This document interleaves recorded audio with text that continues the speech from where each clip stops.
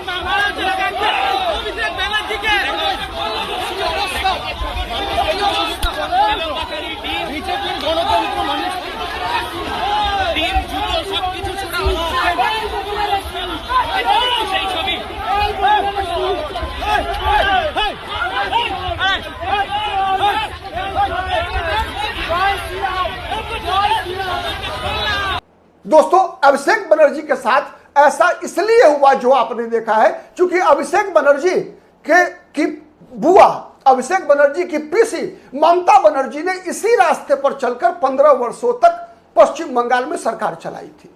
जिस परंपरा की नींव तृणमूल कांग्रेस ने पश्चिम बंगाल में नींव डाली थी, उसी का यह फल है दोस्तों। और यह परंपरा बदलने में भी समय लगेगा। मुझे लगता है कि भारतीय जनता पार्टी को भी इस चीज से बचाना चाहिए पश्चिम बंगाल को। भारतीय जनता पार्टी के लिए एक बड़ी चुनौती है पश्चिम बंगाल में कि ऐसी घटनाओं की पुनरावृत्ति न हो। तृणमूल कांग्रेस में अभिषेक बनर्जी निश्चित रूप से दोषी हैं, अभिषेक बनर्जी दोषी हैं तो कानून के कटघरे में अभिषेक बनर्जी को खड़ा करने की आवश्यकता है, न कि जनता उनको सीधा उनका फैसला सुनाए। मेरा मानना है दोस्तों, आप कितने सहमत हैं कमेंट करके बताइएगा। मेरा मानना है कि सड़क पर किसी भी समस्या का समाधान नहीं हो सकता। भारत की लोकतांत्रिक व्यवस्था में, भारत की संवैधानिक व्यवस्था के अंतर्गत शासन के 3 अंग हैं, विधायिका, कार्यपालिका और न्यायपालिका। अभिषेक बनर्जी ने जो पाप किया है, अभिषेक बनर्जी ने जो कुकर्म किया है, तृणमूल कांग्रेस के नेताओं ने 15 वर्षों के अंदर जिस प्रकार से शासन चलाया है, उसके लिए भारत की अदालत है। अदालत के कटघरे में खड़ा करना चाहिए जनता को। अगर सरकार अगर कोई कार्रवाई नहीं करती है तो आम जनता PIL दायर करे और अभिषेक बनर्जी के खिलाफ मुकदमा लिखाए और अभिषेक बनर्जी को अदालत के कटघरे में खड़ा करके उनको सजा दिलाए, न कि अभिषेक बनर्जी की पार्टी की तरह ही। जिस तरीके से अभिषेक बनर्जी ने TMC ने 15 साल तक शासन चलाया पश्चिम बंगाल में, जिस परंपरा का बीज बोया, उसको अब काटने का समय आ गया है दोस्तों। उसको दोहराने की आवश्यकता नहीं है, दोहराने की आवश्यकता नहीं है। हाँ, एक बात मैं दावे से कह सकता हूं कि ये जो कुछ भी हो रहा है पश्चिम बंगाल में, उसके जनक अभिषेक बनर्जी है। ममता बनर्जी तो दोषी है ही दोस्तों, लेकिन ममता बनर्जी एक ऐसा राजनीतिक चेहरा रहा है दोस्तों जिसने जन संघर्ष के बल पर पश्चिम बंगाल में लेफ्ट फ्रंट के कम्युनिस्टों के आतंक राज को, 34 साल के आतंक राज को जनता के संघर्ष के माध्यम से समाप्त किया था।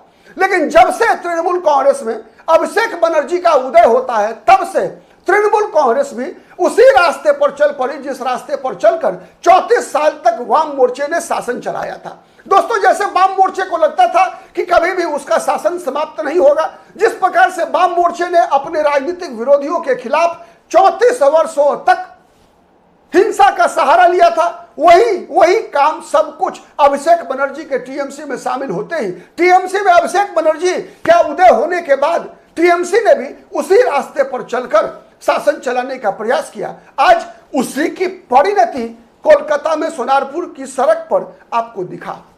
आपको ये सब चीजें इसलिए दिखा दोस्तों क्योंकि इसका बीज अभिषेक बनर्जी ने बोया था। आप कितने सहमत हैं कमेंट करके बताइएगा जरूर। और हमारा वीडियो पसंद आता है तो प्लीज लाइक कीजिए, शेयर कीजिए, जिससे कि अधिक से अधिक लोगों तक हमारी बातें पहुंचे। अब तक पॉलिटिकल आइडिया को सब्सक्राइब नहीं किया है दोस्तों तो प्लीज सब्सक्राइब कीजिए। नमस्कार।